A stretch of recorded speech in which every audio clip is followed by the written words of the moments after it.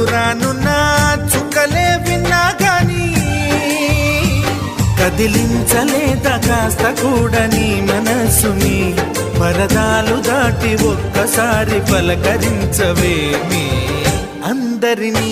ఇలా వెంటపడి అడగాల సరదాగా నువ్వే ఎదురైతే సరిపోదా నిద్రపోతున్న రాత్రి నడిగా గుడికి చేరిన గువ్వల నడిగా